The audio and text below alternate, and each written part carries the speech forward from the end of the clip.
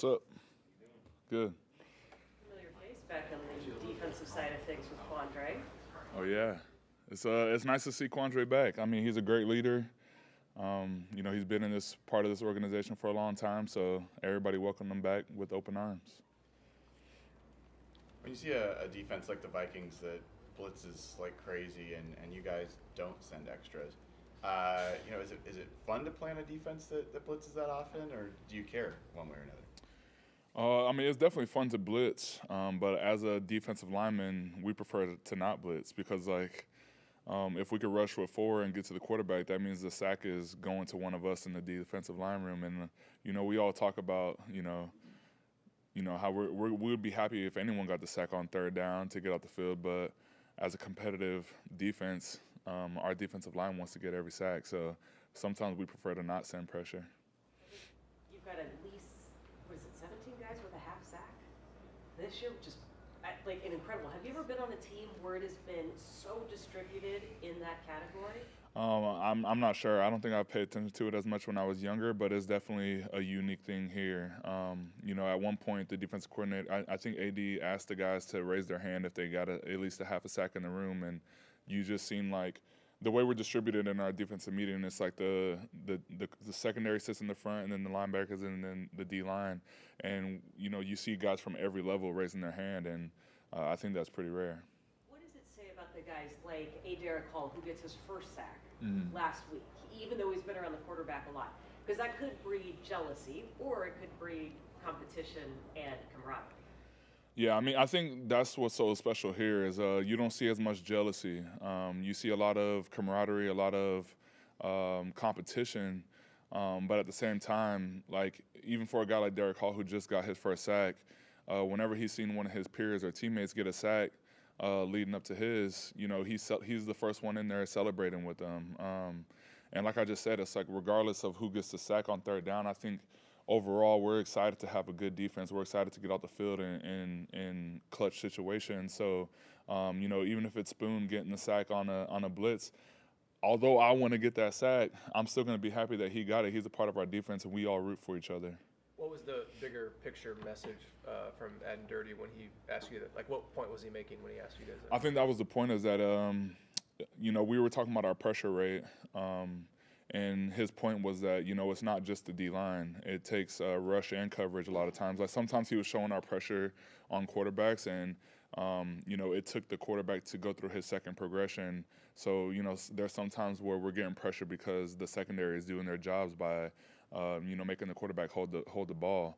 And we were just talking about how it just all ties together and, how we send pressure, we send blitzes, and we're pretty much like trying to teach and let some of the guys in other rooms that are not in the defensive line that they have to learn how to rush the quarterback as well. How were you guys with the end of that game in Tennessee and the fourth down conversions and the long drives that Tennessee got on you? I think it was definitely a learning moment from last week, which was, in this league, a lot of times you have those moments and you lose the game. So overall, I think we're happy that we won the game. But there was a lot of takeaways that we could learn from, specifically with getting off the field on those fourth downs and just doing a better job tackling.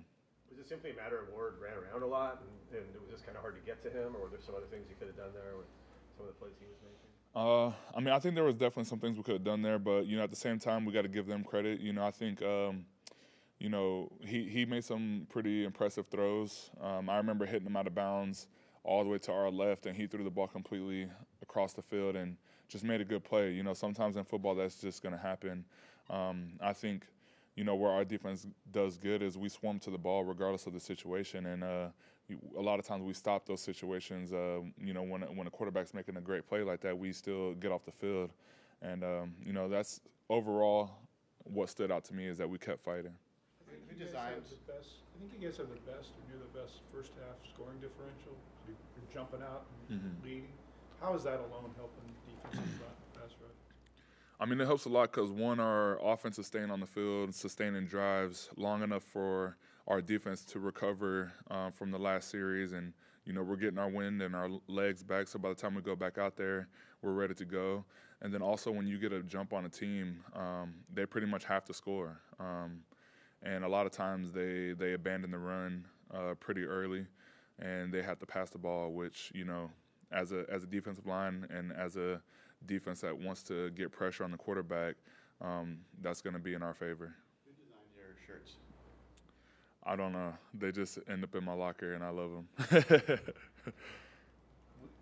During camp, when Ernest was still coming back, and then Tyrese Knight was gone for a while, we saw Patrick O'Connell and Drake get a lot of first-team reps.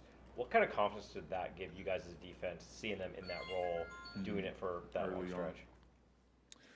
I mean, I think, you know, Pat and Drake, just from a work ethic standpoint, gives us confidence in them. Before we even seen them take reps with the ones, I think, you know, Patrick is one of those guys where he's one of the first guys in and the last guys out. And, you know, I've had conversations with him, and he told me he learned a lot from Bobby Wagner when he was here, and, you know, his work ethic and how he showed up every day.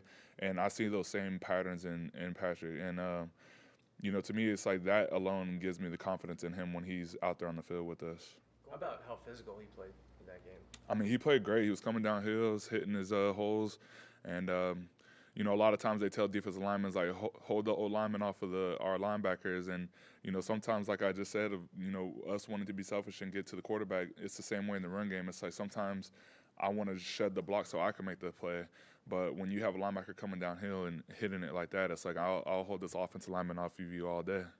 Going back to that point about Derick Hall and kind of selflessness up front, Boye, same thing. You know, only got 1 sack, and he's in a contract year. As you know, sacks get guys paid. What does that say about his kind of selflessness that he's accepting his role despite it being last year his deal? It says a lot. I mean, I think for all of us, we're allowed to succeed and do well when we fully just accept our role. I think when you're trying to fight your role and, you know, fight the system, and it just makes the situation worse, in my opinion.